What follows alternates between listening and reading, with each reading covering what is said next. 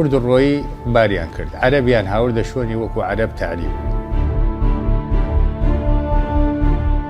مواليدي 1894 ئەویش لە گوندی پەرکانەی لەدایک بووە. ئەویان قۆچانی ڕەش تاجی مەلیک ئەوەش تاریخەکەیە ساڵی 1938 نەعەرز نەتەعویر نەعەرزەکان خۆمان کەن واگو باپیرمانە لە زەمەن عوسمانی بڕێکمانەیە و بڕێکی تاپۆ و بڕێکیشی عەقدی زەراعی قەدیمەوە تا ئێستا بەدەست عەرەبە. سەبارەت بەوەی مادەی سەوچل چۆن دەتوانێت بێ بە چارەسەر لە ئێستادا نابێ بە چارەسەر. عەرەب ئێستاش ئەندەلوس بەهی خۆی ئێزانی تۆ تۆی کورکووکت داتێ بە ئاسانی.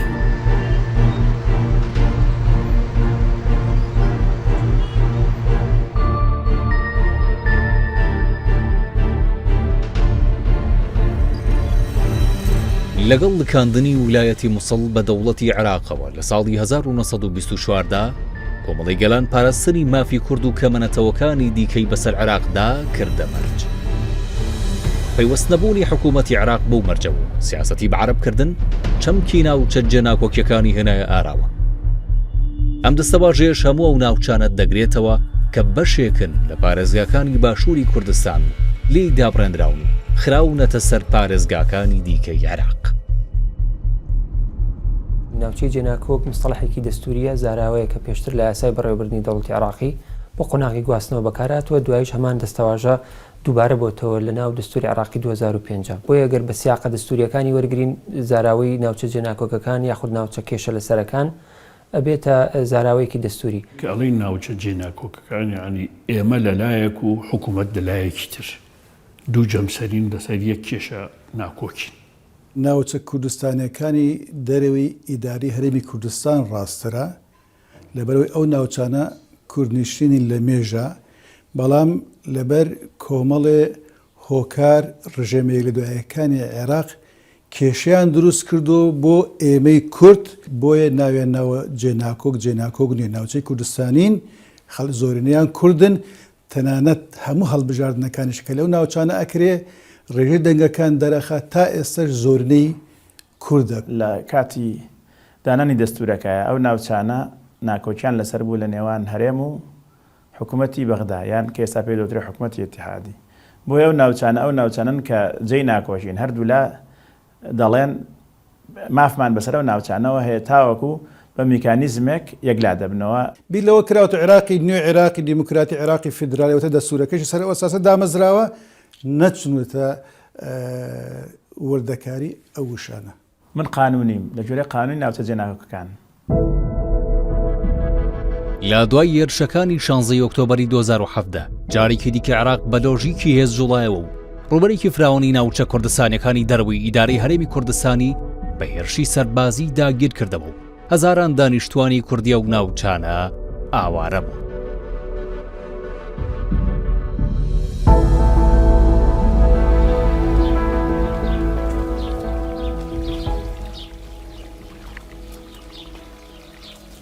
لێرە لەدایک بوومە باوک و باپیرەمیش هەر لێرە بووە بەڕاستی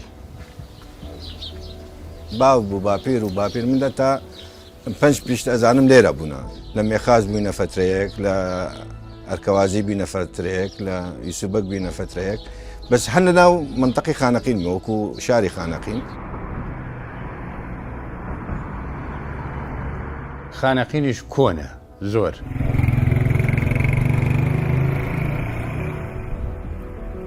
ئەوەی کە ختم بابام پێەیە ختمی بێژم شێخی ئەو مختاری بەلە تەسیس دەولەی عێراقی بووە لە زەمەن عوسمانیەوە ئێمە بەڵگەمان هەیە ئێمە لە خانەقین بوومە.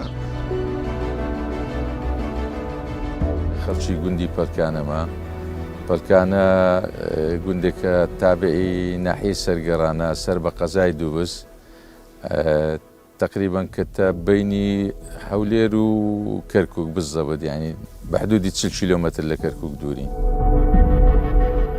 لە سنووری سەرگەڕان 42 گوندە 40 گوندی هەمووی کوردنشین و خەڵکەکەی دانیشتوانەکەی هەموو کوردن دوو گوندیان عەرەب نشینن عەرەبی ڕەسەنن خەڵکی منتیقەینە بە ئەسڵ.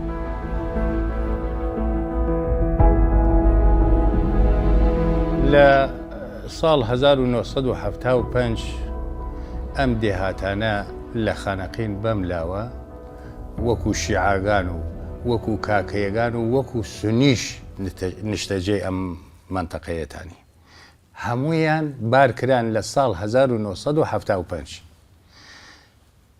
لە 1970یان ئەم دێهاتانە بۆ جنوب ڕەوانەکران. تاریخی ئەو بەدووە هاوردانە کاتین هێرکوانە لە 63ەوە دەست پێ دەکاتن. لە 16 دوازدە گوند لە منتیقەکەی هەمووی هێرشی حرس قومیەکانی دێتە سەرێ و گوندەکان دەسووتێنرێ خەرکەکەی ئاوارە و دەربەدەر دەکرێت لە جێ ئەوان ئەوەی عەرەبپێن عەرەبی حەواس کە خەرچی منتیقەی تکریت و ئەو لای بووینە ئینایەتیان لە هەموو عەردە زراعیەکانیان دایتەوان و لەوێندرەیان نیشتە جێکردینە.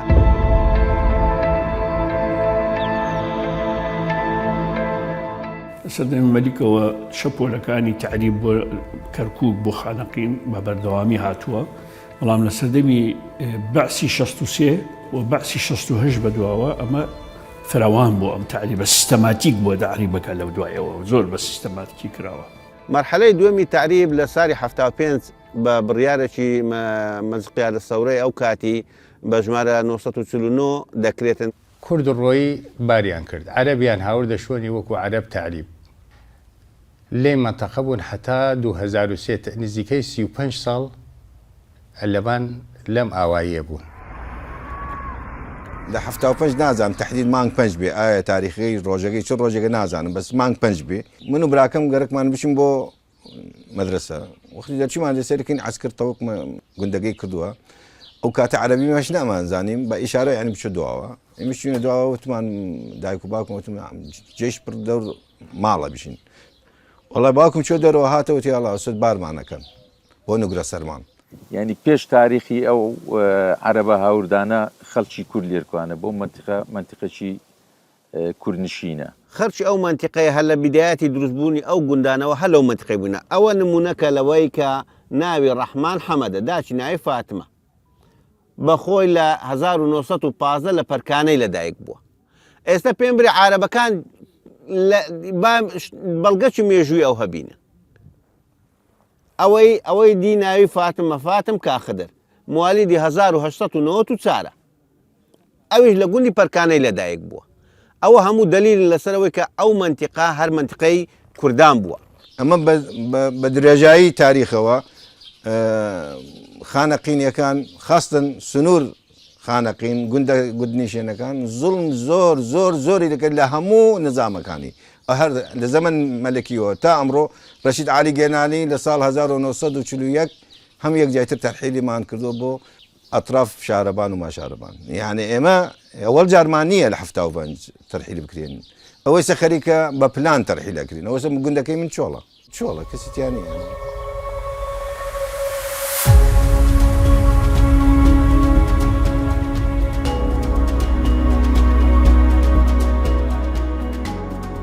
ئێمە بە درێژایی دامەزرانی دەوڵەتی عێراق دەوڵەتی دیموکراتیمان نەبینیوە کە دیموکراسی نەبوو چارەسەری کێشە دیموکراسیەکانیش نابێ. ئەسڵان دەوڵەتی عێراق تازەیە یانێکی نوێ نەبووە لە 21 دروست کراوە بە حکمی ئەوەی کە دەوڵەتەوە و پێیوە ئەم ناوچانە هەموو سەر بە ئەون ئەو دەخوازێت ناوچەکان لەژێر ڕکێفی ئەو دابن نەک ئەوێت تەنانەت هەرێمی کوردستانیش. کێشی ئێمە لە عێراق ئەوەیە عێراق لە سەرەتاوە بە هەڵە دروست کراوە. ئەو کاتە سێ ویلایەتە بوو ویلایەتی مووسڵ کە زۆرنەی کوردستانە کووردە ویلایەتی بەغدا کە ناوەڕاستە زۆربەی سوننێ ویلایەتی بەسڕاش کە زۆرینەی شیعەیە. ئەو کاتە زۆر ئاسان بوو کە سیستەمی فدرالی بسەپێندرێ کورد بۆ خۆی ویلایەتێکی هەبێ شیعە ویلایەتێک سوننە ویلایەتێک لە حکومەتێکی ئیتیحادی لە بەغدا کۆ بکرێنە کورد خۆی حکمی خۆی بکە شیعە خۆی حکمی خۆی بکە سوننە خۆی حکمی خۆی بکە. ئەم 100 ساڵی ڕابردووی خوێن و کارەسات و مەئسات و ئەنفال و کیمایە ڕووی نادا. عێراق دەوڵەتێکی بەناو عەرەبیە عەرەب ئاسوودە نییە. عێراق دەوڵەتێکە بە ناوی زۆرنە شیعە ئاسوودە نییە. ئەچ جای کورد و تورکمان و ئەوەکانی تر هەمومان قوربانیی زۆرمان داوە تا بەعسمان ڕوخانوە بەڵام ئێستا ئەوەی لەسەر حکوومەتە بڕیارەکانی ئەو حکوومەتی کە بە هەمومان ڕوخامەنە ئەپارێزیە ئەمە سەرچاوەکەی هەمان سەرچاوی شۆڤێنیە بەڵام پێچرا و بە عقلێتی تایفی ئێوێ بە هەمان بڕیار ناوچەکەمان نەیەتەوە سەر کوردستان. نۆی چواری 2023 دەرفەتێکی زۆر باش بوو، گۆڕانکارێکی نەوعی بوو لە تێڕوانین بۆ و ناوچە کوردستانیانی دەرەوە هەرێمی کوردستان یاخود بڵین ناوچە جێناکۆکەکان، چونکە بیرکردنەوەی طبیعەتی نظام لە عێراقا بۆ یەکەمین جار بە ئاراستەیەکی جیاواز گۆڕا. بۆ نمونا گردیقەتی قانونی ئیداری دەولە بین کە لاشتی سەی 2004 لە سەردەمی پۆڵ برێمەرا دەرچوو، ئەبینین دنیابینێکی تاو جیاوازی پێشکەش کردووە کە لە 80 ساڵی ڕابردوو لە عێراقا و نمونەیەمان نەبینی. ئەویش ئەوە بوو ئامانج لە حکومڕانی لە عێراقا بریتی بوو لە بەهێزکردنی پارێزگاکان و لاوازکردنی مرکز، کە مرکز لاوازە بێت بێگومان کەواتە هەستە ناوچەیەکان لە ناوچە جیاوازەکانی سەر لە نوێ دروستە بنەوە. یەکێک لە ئامانجە باشەکانی قانونی ئیداری دەولە ئەوە بوو کە سەلماندی ئەو ناوچانە تەنها بەشێک نییە لە دەوڵەتی عێراقی، بەڵکو ناوچەیەکە کە لە ڕووی نەتەوایەتیەوە کورد کێشەیەکی هەیە لەگەڵ یا ئەوش ئەوەیە کە پێویستە قەڵەمڕەوی کوردی یاخود حکومڕانی کوردی بە شێوەیەک لە شێوەکان بگاتەوە ئەو ناوچەیە.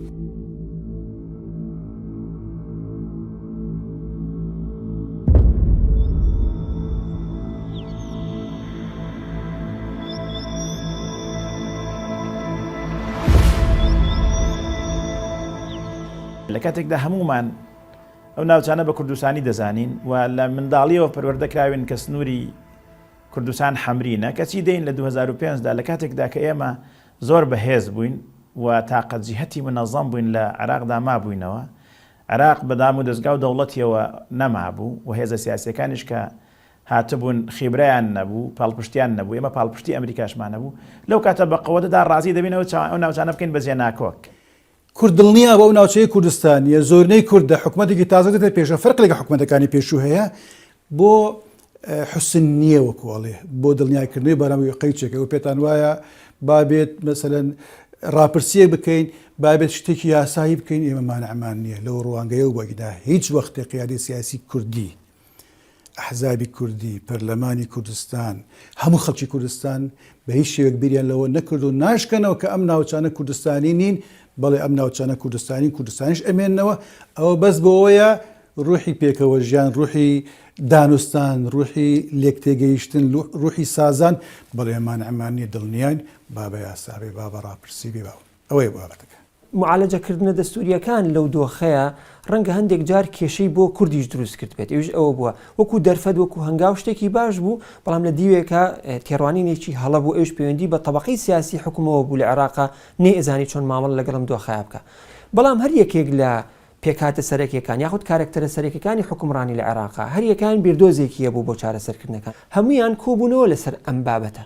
بەڵام بابەتەکەی کرد لە کێشەی ناوچە جێناکۆکەکانەوە بوو بە کێشاڵپە سێردراوەکان. ئەم کێشاڵپە سێردراوانش بریتی بوو لە سپاردنی قۆناغێکی حکومڕانی ئەم کێشەیە بۆ قۆناغی دواتری. بۆیە بینیمان لە قۆناغی ئیداری دەولەوە ئەم کێشەیە کە بەڕای من لە قانونی ئیداری دەولایە باشتریش معالەجە ئەم کێشەیە کرابوو، بەڵام کاتە ناو دەستوری 2005ەوە بەشێک لە مقەویماتی ڕەگەزەکانی چارەسەرکردنی ئەم کێشەی لە دەستدا.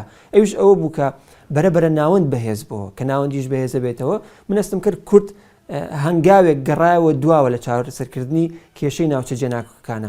ململانێکردن لەگەڵ دەوڵەتێکی نادیموکرات بۆی مافی دیموکراتی لێ وەرگری، خۆی دیموکراسی پێ ئەشێ، تۆ چۆن نەتوانی مافی دیموکراسی لێ وەرگریت؟ یعنی سوال لە سوالکرد ناکرێ کاکە.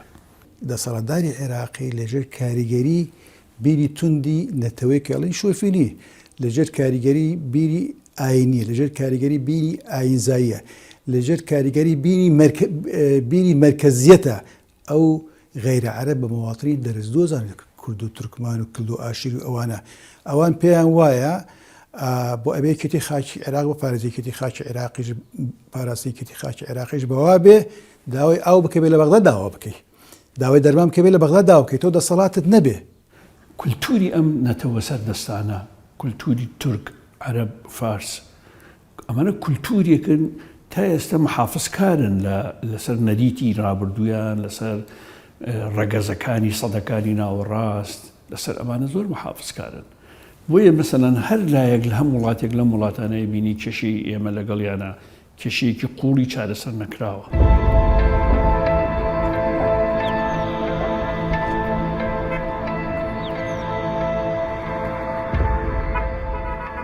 ئێمە مامانەوە لە جنوب حتاکو 2003 لە 2003 هەر کەسێک گەڕاوە بۆ بان ئاو زێت خۆی ئەوەی باکو کەس و کارمان گەورا بین بە تەمەەن بینەوە کات هەمووی لە غوربەت مردن ئەوەشی مەهاتینەوە دەوا بە ئالەساس بەخۆشی و خاکمان و وڵاتمان و یەک جایتر ئاوادانێکین ئەوە هەم خۆمانش کەفرێ نەفس کێشەی باگو باپیرمان و کەوتنی ڕژەمی بەعس لە ساڵی 2003دا دەواازەیەک بوو بۆ کورد و دانیشتوانی بە زۆر دەرکراوی ناوچە کوردستانیەکانی دەرەوەی هەرێمی کوردستان. زۆر لەو خەڵکە بە هیوای وەرگرتنەوەی زەوی و ماڵە داگیرکراوەکانیان گەڕانەوە زێدی خۆیان.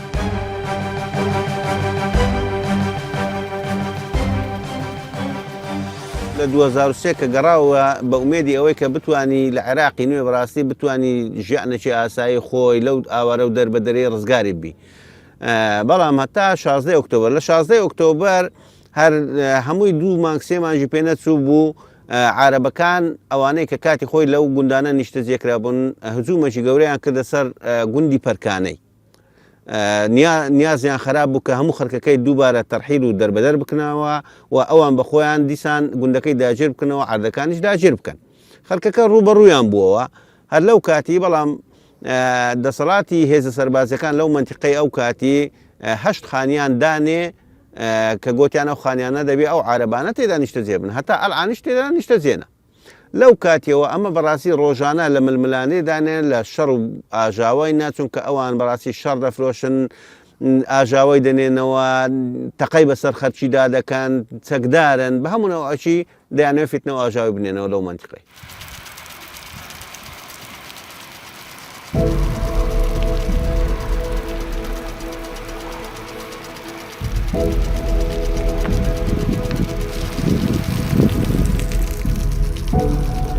لە 2004 حکوومەتی عێراقی حکومڕانی لە عێراق لەو پەڕی لاوازیا بوو لە بەرامبەریشە کورد لەو پەڕی بەهێزیا بوو بەڵام کێشەکە ئەوە بوو کە هێزێکی نێودوڵەتی لە ناو عێراقا بوو وڵاتانی دراوسێ و پێشتریش و ئێستاش بەردەوام کاریگەریان هەیە لەسەر حکومڕانی و سیاست هەریەکەیان پشگیری نەتەوەیەک پێکاتەیەک ئاینزایەک تایفەیەکەکات لە سەحسابیەوەی تریان و بە حکمی ئەوەی کە بەشێکی و ناوچە جێناکۆکەکان پێکاتەیەکی ئالۆزا لە نەتەوە لە مەزهب لە ئاینی جیاواز هەمیانی تیا حزوری هەیە.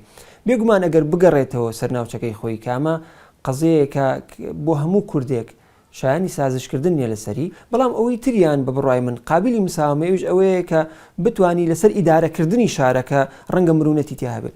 تا ئێستا ئەمام دوودۆخەمان لە یەکتر جیا نەکردوێتەوە یعنی ناوچە کوردستانیەکانی دەرەوەی هەرێم باگەر ئیدارەشی بەدەست کورد نەبێ بۆ حکومڕانیکردن وەکو ناوچەیەکی کوردستانی مامەڵی لەگەڵاکەی بەڵام ئەمە پێویستە لەکوێ ئابسەلمێنرێت. یعنی من گومانم هەیە بتوانێت دەستور ئەمەمان بۆ چارەسەر بکات یعنی لە دەستورا بنووسرێت کەرکووک کوردستانیە بەڵام حکوومەتی عێراقی بە هاوبەشی لەگەڵ هەرێمی کوردستانە بەڕێوەی بات.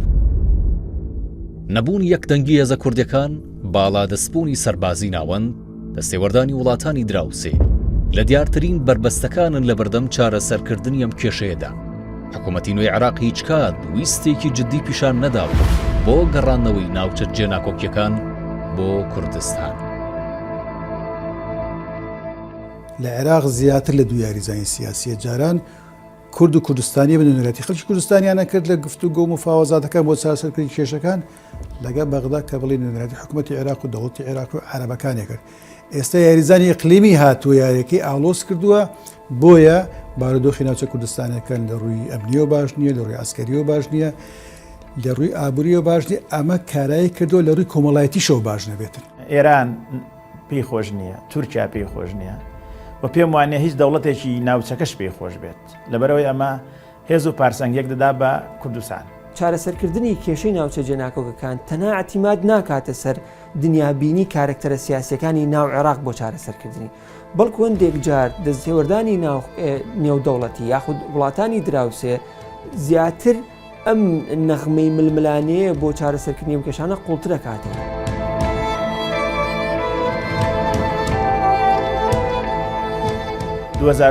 هەلێکی مێژووی بۆ بە ئێمە هەڵکەوت لە ئەنجامی ئەوەی کە تورکیا بۆ اعتیباری زلهێزترین هێزی ناوچەکەیە ڕێگای نەدا سەربازگەی ئەنجەرلیک بەکار بهێنرێ بۆ لێدانی ڕژێم ئەمریکا سزایدا کۆرکووکە و ناوچانەی تەسلیم بە کورد کرد هەموو کۆی هاوپەیمانی بوو کورد هەموویش وەکو سزادانێک نامەیەک بوو بۆ تورکیا. ئێستا تورکیا بە هەموو هێزی خۆی تەنانەت دەگەر حکومەتی عێراقیش لەوێ نەمێنێ لەوانێ جارێککە نێڵەوە بە ئاسانی کورد بچێتەوە ناوچانە ئیلا ئەگەر ئەمریکا جارێککە بیەوێتەوە سزای تورکیا بدا.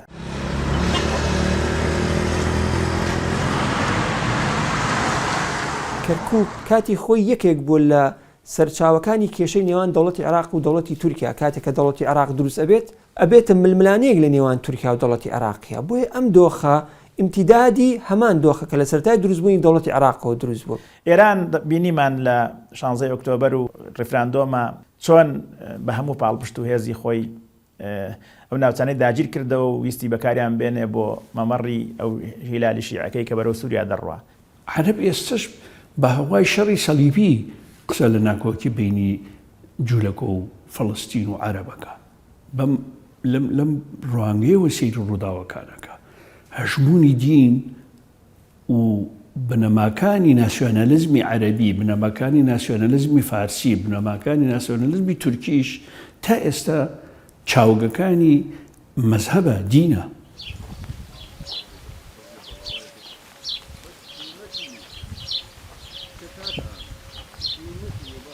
عەرەب ڕەسەن زۆرە لامان و زۆربەیانیش باش. عەرەب مەنتەقەیش هەمووی خراپ نییە بەڕاستی. یەکێ لە عەرەبە برادەرەکان زۆر برادەرمان بوو. بەردەوام سەردانمانیە کرد و دڵسۆزیش بوو بۆ کورد لەبەر ئەوە وتی ئێوە عەدالەتن لێرە لەبەر ئەوە من وە دڵ و گیان لەگەڵ ئێوەم. ئیتر ئەهات جاربەجارێ سەردانمانیە کردەیە دوای ئەوسا پێیان زانست بێنەوەیە دۆست کوردە کوشتیان هەر لەبەر دەرگای خۆیان کوشتیان.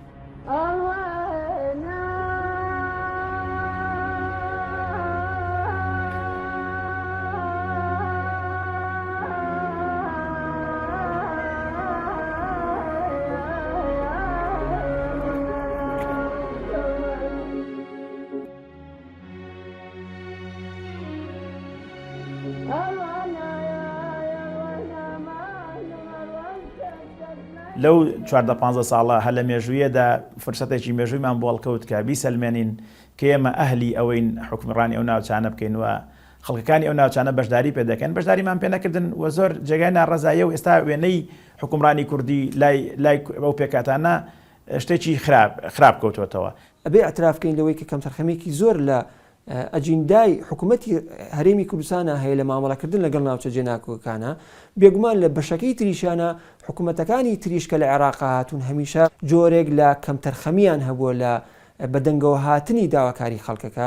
سێمیشیان ئەوەیە کە خەڵکی ناوچەکە خۆی تا ڕادەیەک بێئومێدن لە هەردوو جۆر ئەزمونونەکە واتە نازان بەراوردکەن لە بینی دوو خراپە یاخود لە نێوان خراپ و خراپترە ڕەنگە خەڵکێک بێ لە نێوان خراپ و خراپترا خراپ هەڵبژێرێ بەڵام مانایەوە نیە بۆ ئەزمونە ڕازی.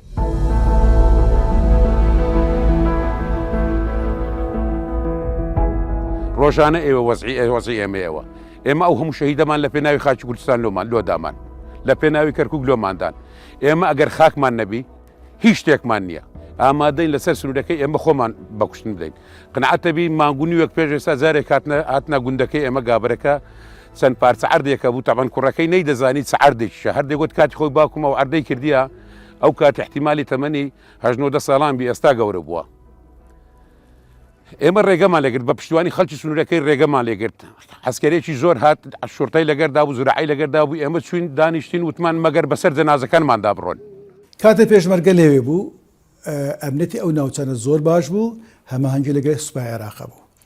ئەوانەی کە شەڕی 16 ئۆکتۆبەریان سەپان بەسەر خەڵکی کوردستانە کە خاوەن چەکی ئەمریکین ئیمکاناتێکی زۆر نەفەراتێکی زۆر بەڵام نەیانتوانیوە تا ئێستا ئەمنەتی ئەو ناوچانە بپارێزن لە خانەقینەوە بگرە بە سلسلە چیای حەمرین تا گاتە سنوورەکانی سووریاوە کە خۆیان ناتوانن هۆکار زۆرە. یەک لە هۆکارەکان لەو ناوچانە خەڵکی عەرەب هەیە هاوکاری داعشەکانە کە چکە خۆیان بە نەیاری حکوومەتی بەغدا ئازان نەیاری حکوومەتی زۆرنەی شیعە بەغدا زانن هاوکارن زۆرش لەوانە بە ئاشکرا ئەیڵێت.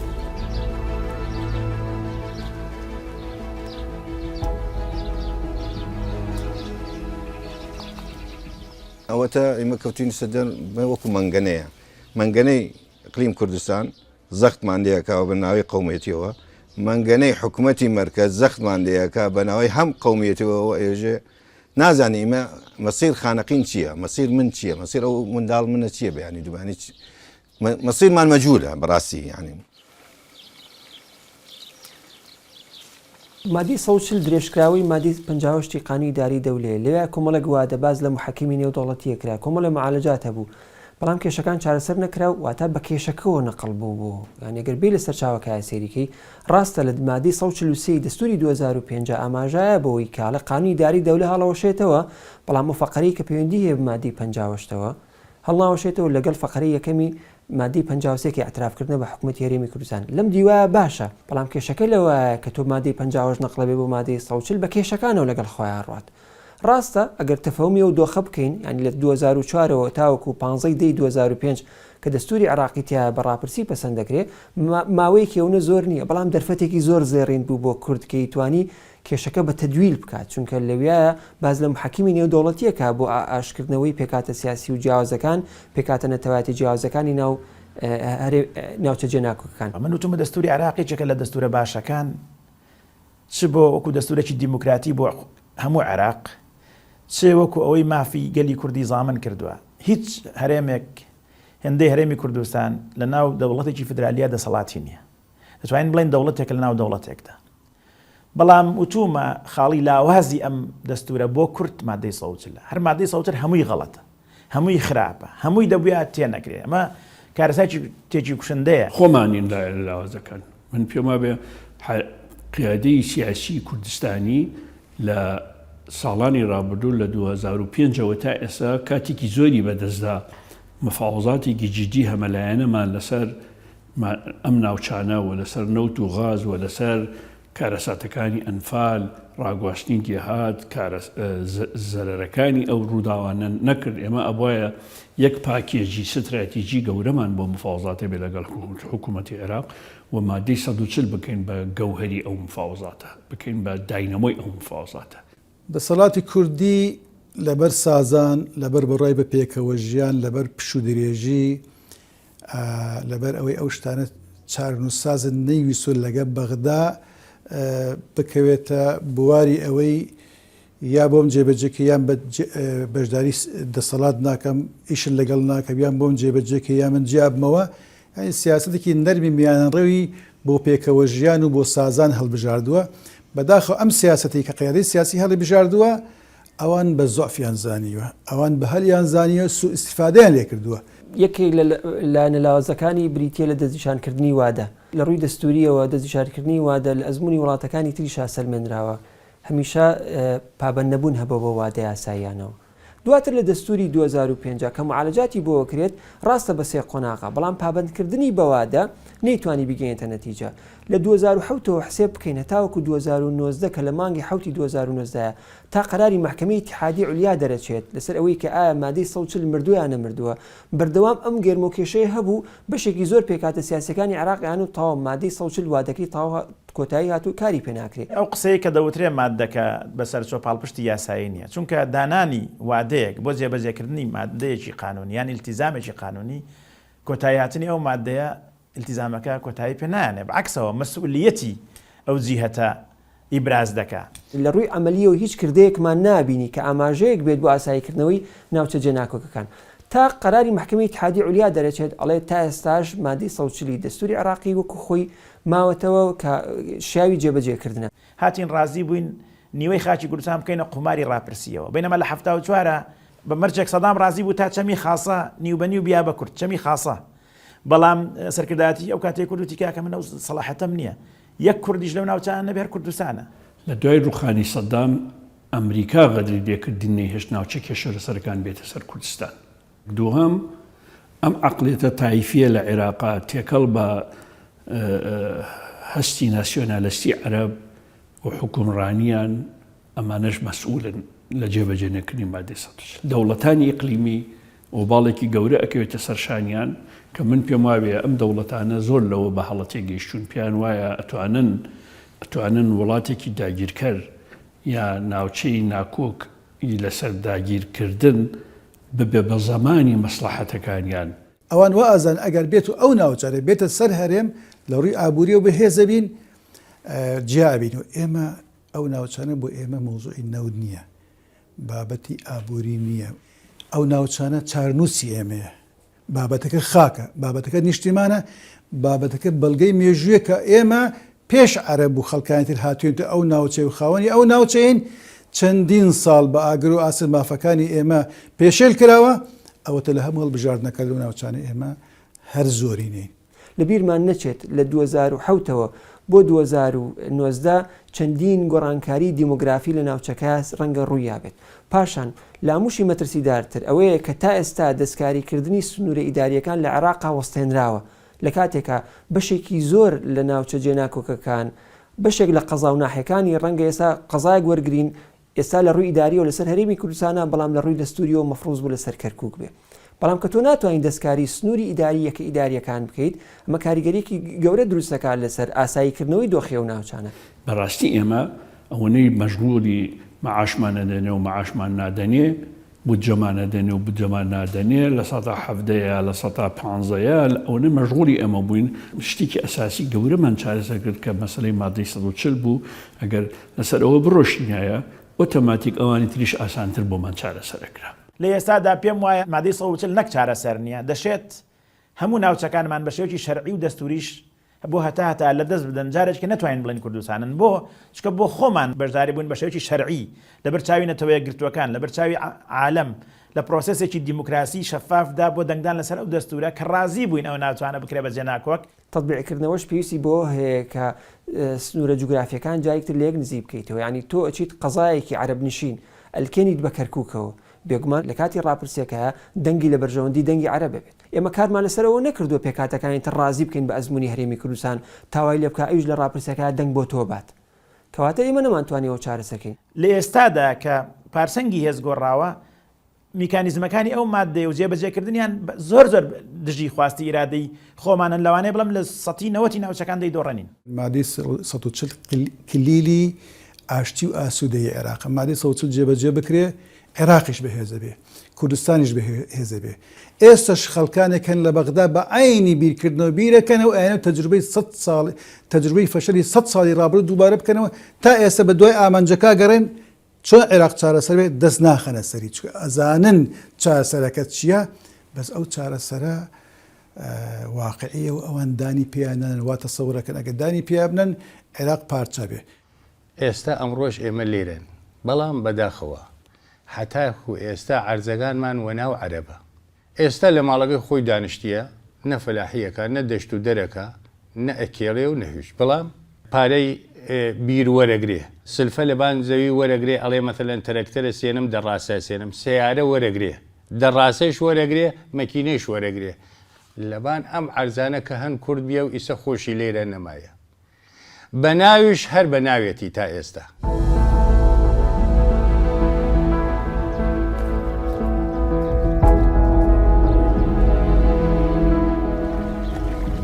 تا ئەمڕۆ ئەوە گوندەکانمانەوە عەرزەکانمانە بەناو خۆمانەوە نییە، هیچی لە خانەقین ئەوەی کە گەڕاوە تا دواوە لە 2003 تا ئەمڕۆ گوندەکانی خانەقین ئەوەی تەرحیل کراوە لە تەعویزەکە زیاتر بەعزێکیانیش وەری نەگردووە، یعنی ناتوانیت قانون هیچ ناتوانیت لەگەڵیا بکەیت. چەند مەظاهرەمان کرد، چەند دیفاعمان کرد، چەند هاوارمان کرد.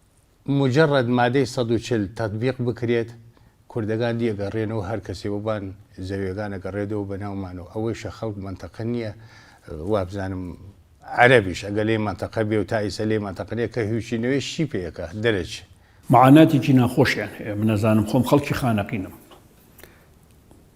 ڕۆژانە من ئاگام لە خەڵکی خانەقینە، خەڵکی کەرکووکە، خەڵکی مەخمورە، جەلەولا و سەعدیە، جار ئاگام لە شنگالە. معاناتێکی زۆر ناخۆشیان هەیە، زۆر بەداخەوە نەحکوومەتی عێراق ئەتوانێ واز لەو عەقڵیەتەی بێنێ کە ئەم ناوچانە بە بەشێکی دانەبڕاوی خۆی بزانێ، نە ئێمەش لە کوردستان توانیومانە مەفاوزاتێکی باشتر وە کاریگەرتر بکەین بۆ ئەوەی ئەو چاوەڕوانیەی خەڵک بکەین بە حەقیقەتێک کە هەردوو لامان، هەم کورد و هەم عەرەب و هەم تورکمانە هەموو لایەک قۆناغی ڕابردوو بەجێ بێڵێن و پێبرینە قۆناغێکی تر. خەڵکەکە لەوێ تووشی ناومێدبوون بوونە بۆ ئەبینن خۆیان خاوەن خاکەکەن، خۆیان خاوەن مافەکانن، چەندین ساڵ خەباتیان کە قوربانیاندا شەهیدیاندا تا شەڕی داعشش. ئێستا ئەو هۆکارانەی بوو بنە مایی زەوتکردی مافەکانیان بە حساب نەماوە کە ڕژەمەکانی عێراق بە ڕژەمی سەدامیشەوە یان حتا داعشش لاواز بووە، بەڵام لە عێراق کێشەکانیان چارەسەر ناکەن، زەویەکانیان پێ نادرێتەوە، وەکو پێویست خزمەت گوزاریان بۆ نایە، بۆیە وەسعی دارایان خراپ بووە، بڕاوکە لەسەر عسابەژین تووشی نەخۆشی دەرونی بوونە. بە پلەی یەکەم حکوومەتی عێراق لێ بەرپرسە و بەرپرسیاتی ئەخلاقی شەکەوێتە سەر وڵاتانی هاوپەیمانان کە هاتە عێراقیان ڕزگارکە خۆیان بەدۆستی ئێمازانن و ئەکەوێتە ئەستۆی ڕێکخراوەکانی سەر بۆ ئێنیش کە هاتن نەوە بژاوانی ئێمە و عێراقەکان حتا لە ڕووی مرۆڤایەتیشەوە وەکو پێویست هاوکاری ئەو خەڵکە نەکراون. ئێمە خەسارمان کردیە مادیەن و جەسەدیەن، خۆمان تۆ مەسێنین، گەنە مەسێنین، جۆ ئەسێنین، کیمیاوی ئەسێنین، پارەی تەرەکتەرێن، پارەی دەڕاستەیەن بۆ درەوکردنی کە تێدە حاصلەکەی تێت ئێمە درەوی بکەین، هەر نەفس عەرەبەکان خۆیان تێن لە مەنتەقەی دەوروبەری خانەقین شەو ئاگری تێپەرێن و ئەچن. من وەکو شخصی خۆم تا ئێستا 4 خەلە و خەرمانم سوتاوە، 1 دیناریش تعویض نەوێ، 1 دینار تەواو بوو. ئاگر ئەو ناوەیانی شەدا چی دەغڵودان خەڵکی هەیە سوتا هەمووی، دوای 2 سەعات کە ئەوانەی ئەی کاریانە کرد گەینە جێی مەبەست خۆیان ئەمان بوو، سەیرەکەن دەور 7 تا 8 هەمەر هاتن بەڕێیە لەگەڵ 2 هەلیکۆپتەرە لە دێی مبارەک حادیسەگە بووە. ئەوان چوونە بۆ دەور مێخاس و دەور باوەفڵاوی هەلیکۆپتەرەکان گەڕەخوە. هەتا ئێستا زیاتر لە 10 جار هاتینە لەوەی کە عەردەکان داگیر بکەن. تەمان وەچی دێن بێجگە لەوەی کە عەلاساس قراری محکەمەیان پێەیە، شوڕتەی منتیقەشیان لەگەرە، بەڵام دەچن جەیش یان حەشتی شەعبی لەگەرە خۆیان دەینن هەتاوەکو بتوان خەرکەکەی بترسێن، خەرکەکە دەستبەرداری زەوی و چێلگەکانیان بی و تەسلیمی وانی بکە. بەڵام خەڵکەکەی مە هەموو یەکگرتووە، هەمووی ئازایە، ئیرادەشی باشیە، هەتاڵعان هیچ عەردەکیان تەسلیم نەکردینە. حکوومەتی عێراق بە شێواز و ڕێگەی جارجا درێژە بە بەهێزکردنی شوێنپەی خۆی لەو ناوچانە دەدا. ڕۆژ لە دوای ڕۆژیش کورد ماڵی پێچۆڵ دەکرێت تا دێت سێبەری لەسەر خاکەکەی خۆی کاڵتر دەبێتەوە. ئێمە لە قۆناغی مادەی 58 کە قۆناغێکی ئینتیقالی بوو هیچ نەکرا، بەرد نەخرایە سەر بەردێک. لە کاتێکدا ئەو مادەیە بۆ قۆناغی ئینتیقالی دانرا بوو، دەبووە کورد سوور بێ لەسەر ئەوەی تا ئەو مادەیە جێبەجێ نەکرێت، ئەسەن ڕازی نەبین دەستوری دایم بخرێتە بواری جێبەجێکردنەوە. بۆ چکە ئەڵێن قانونی ئیداری دەوڵەت بە قۆناغی ئینتیقالیە، مادەی 140 بەشێکە لە قۆناغی ئینتیقالی. ئەگەر مادەی 140 جێبەجێ نەبێ قۆناغی ئینتیقالی تەواو نەبووە، کەوابێ نابێت دەستوری دایمی دابنێن. دەستوری دایم یعنی قۆناغی تێپەڕاندنی قۆناغی ئینتیقالی. ئەوە غەڵەتێکمان بوو. کەم تەرخەمیمان زۆرە. هەموو فراکسیۆنەکانی ئێمە لە هەڵبژاردننی پەرلەمانە جیاوازەکانە بە حکمی ناکۆچیەکانی بینی حیزبە کوردستانیەکان و بە حکمی فشاری ئیقلیمی ئێمە فراکسیۆنەکانمان لە پەرلەمانەکانە کەم تەرخەمیانە بێ و حکوومەتەکانیشمان کەم تەرخەمی هەیە. یعنی مەبەستم نوێنەرەکانمان لە بەغداش کەم تەرخەمیان هەیە. ئەگەر پرسیار لە برایانی کوردیش بکەن دەزانن کە من چەندە پابەندی مادەی 140م، چەندە مادەکەم جێبەجێ کردووە. هەموو ئەو ڕێکارانەی پەیوەست بوون بە مادەی 140 هەموویم جێبەجێ کردن. بەرنامەکەی مالکی زۆر بە باشی هاتە پێشەوە، فەقرەیەکی دانابوو تەطبیع واتە ئاساییکردنەوە ئەوەی کورد بژێڕیتەوە عەرەبەکان بەریتەوە بە شوێنی خۆیان، لە جیاتی ئەوەی ئەمە بە ڕاستی بێ بە واقعی بێ کردبوویان بە شتێکی تر بە بەدیل بە پارە. گرنگ نییە بڕواتەوە، بەس گرنگەوەیە عەرەبەکە نفوسەکەی خۆی نقڵ کات پارەی بیتێ 20 ملیۆن، کوردیش نفوسەکەی نقڵ کاتەوە بۆ کەرەوە 10 ملیۆنی بیتێ. ئەمە شتێکی باش بوو. چەندی دەویست ئەو کاتە؟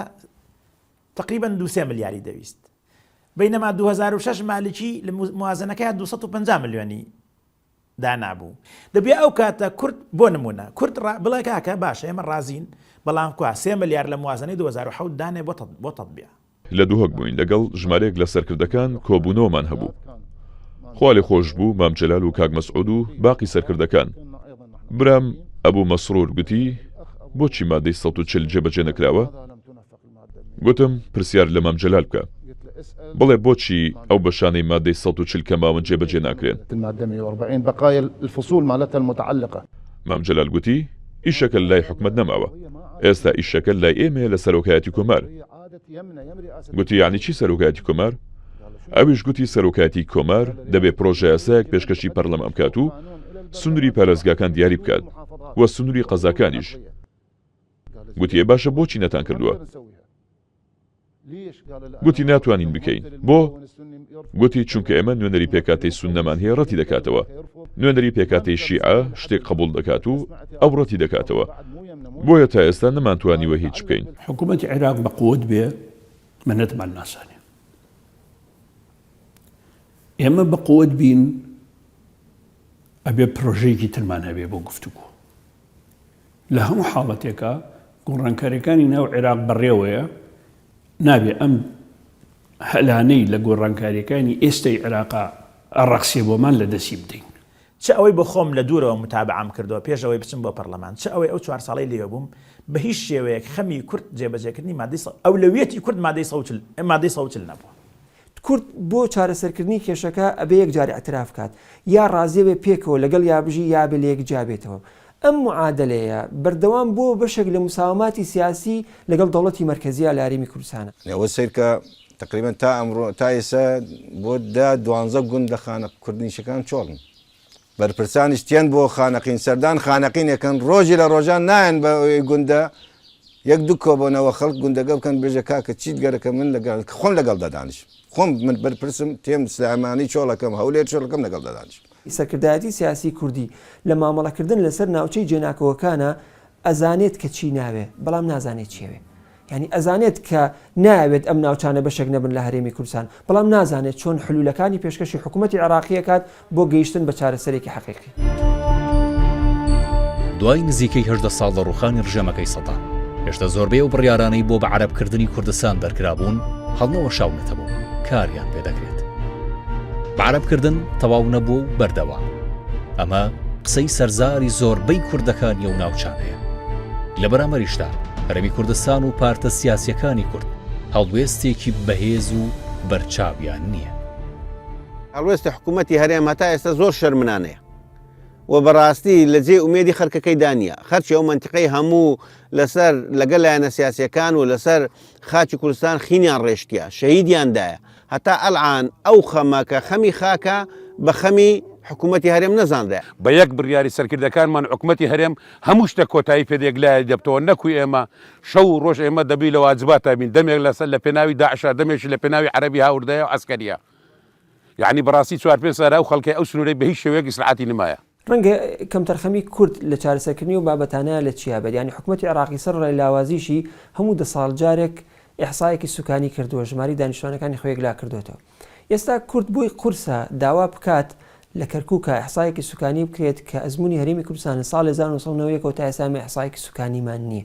نازانین چۆن چارەسەرەکرێت کە تۆ لانی کەم ئیحسایەکت کرد ژماری دانیشتوانی دەستنیشان کرد لە ماوەی 10 ساڵەکە فروقاتەکانت بۆ دەرەکەوێت بزانی کام پێکاتەیە زیای کردەوە بۆ زیای کردووە. ئایا زیادبوونەکە زیادبوونێکی سروشتی یاخو زیادبوونێکی ناسروشتیە. لە جیاتی ئەوەی ئێمە ئێستا ڕاپرسی دەکەین بۆی بڵێنەوە ناوچانە کوردستانیان عێراقین یەکەم داوای ئاساییکردنەوە بکەین دووەم ماوەیەک دابنین بڵێنە بێت لە ماوەی ئەوەندەیە وەکو چۆن لەوەی کۆنەکایەتیەتی ماوەی 2 ساڵیان ساڵێک حکوومەتی عێراقی جێبەجێیکە ئەگەر جێبەجێی نەکرد لە دەستورەکە بڵێ ئەم ناوچانە کوردستانین خۆ ناکرێ ئەو بە کەیفی خۆی خەسم و حەکەم بێت. بەردەوام تەخیرکردنی چارەسەرکردنی ئەم بابەتانە تۆ مناڵێک لە ناو شاری کەرکووکە لەدایکە بێت کێشەی چییە؟ ینی گەورە بێت بەڵام سەر بەنەتەوەیکترەوە بەڵام عەرەبی هاوردەیە لە ناوچەیەکی دوورترەوە هاتووە.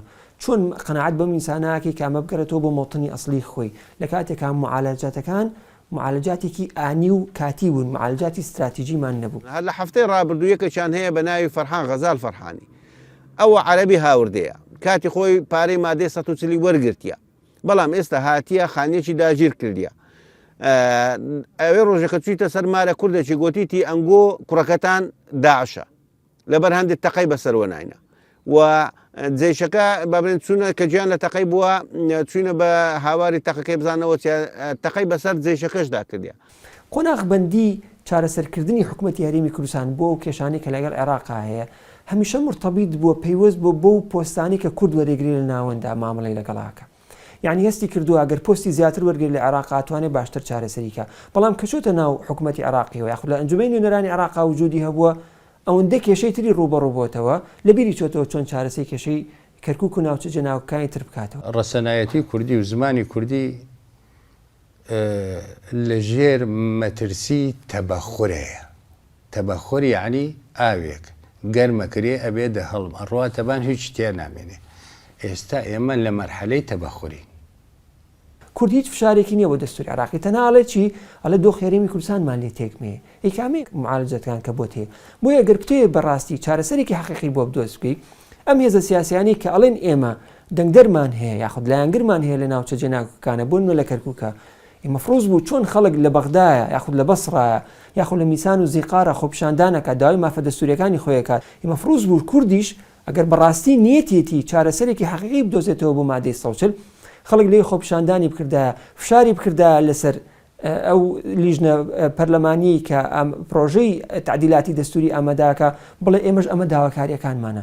من ئێستاش پێم باشە ئەگەر ناومێد بین لە بەجێکردنی مادەی 140 هانا بۆ ئەمە نەتەوە یەکگرتوەکان بەرین هانا بۆ دادگای لاهایی ببین بڵێن بێن لە مێژووە لە دەخشەکانی مێژووە لە دیکومنتەکانە لە چۆنێتی جێبەجێ نەکردنی مادەی 140 و ئەمانە لە ڕووی یاساییەوە بچین شکات بکەین و ئەوان بینینە ناوکایەکە. باشە بەسەیتر ئێمە ئەکوشرین جوتیارەکان زەرەر ئەبینن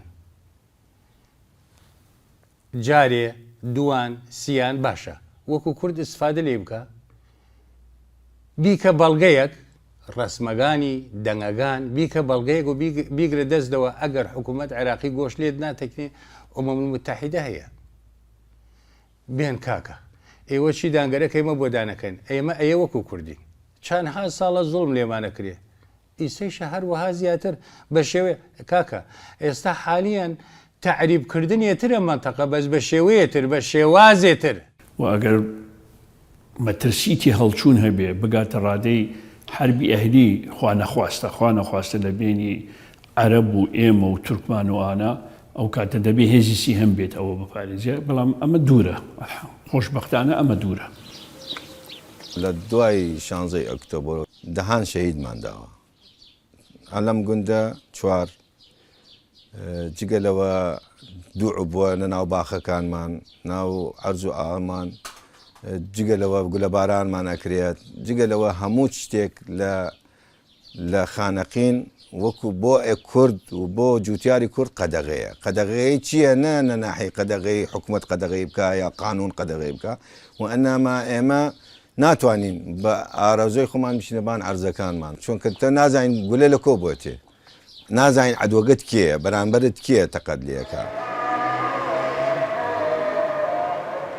پێرێشەو کاک ئەسعادێکی لە جوتیارەکان ئاودەی مبارەکە کوژرا بەلەوەوە ڕۆژێکیش دوو جوتیار کوژران بە ناوی بورهان حاتەم و لە کاکەیەگانن بورهان حاتەم و نەبەرت ناسر ئێمە بە چاوترسی خۆمانەوە لێرەماینەوە پشتمانیش نییە ئێمە مەشروعی عەرەبەوەتی مردنی مەشروعی دانین بۆ مردن یعنی خۆمان نەدانایە بۆ ئایندەی خۆمان و مناڵمان چۆکە مەدرسەن ترسی مناڵەکە بناری بۆ مەدرسە نەکایەکی بێ بۆ ماتۆڕە خەتفی بکە ترسی خۆت بەرچی خۆتەنیا نەکا چواردۆت بکەن خەتت بکەن کاک ئەسعاد یەکێ لە جوتیارەکان دەی مبارەکە ڕۆژێ لە ڕۆژان پرسیارم لێ کردوتم کاک ئەسعادەوە تانینە کیمیاوی پێمانەدەن نە تۆم پێمانەدەن ناتوانین سلفێ وەربگرین تەرەکتەرێ بسێنین دەڕاستیە بسێنین وتی هیچمان گەرەک نییە مادام هاینەبان ئاو زەوی خۆمان ئەگەر خەساریش بکەین من پێم خۆشە لەبەرەوە گەڕیامەتەوە ببان ئاو زەوی باپیرەی خۆم گەڕیاوە ببان ئاو زەوی باپیرەی خۆی بەس پێرە شەو کوژرا لەبان ئاو زەوی باپیرەی خۆی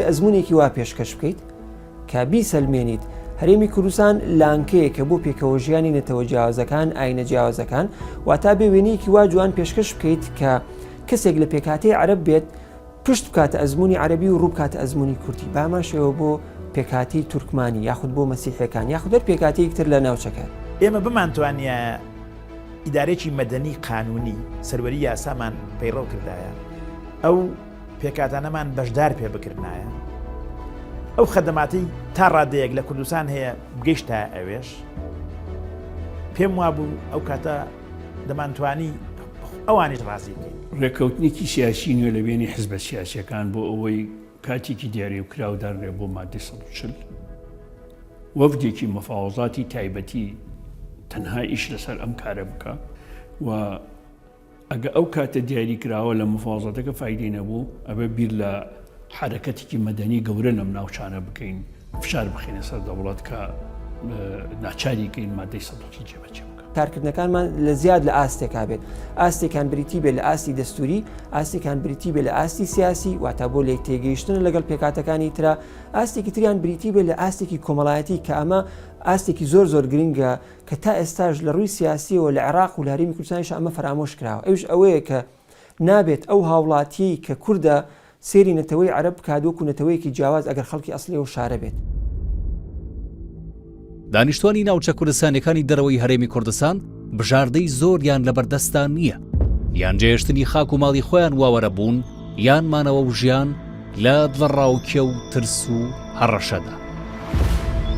ئەگەر ئی دۆخەوا بڕواتە ڕێوە کەس ئەوانەی نیشتەجێ ئەم دێهاتانە هەمویان بارەکە بڕوات بێ ئەوەیشە ئەمکانی نییە و ئەوەیشە ناتوانێت بار بکات ئەبێ بکشرێت لە ماڵەکەی خۆ.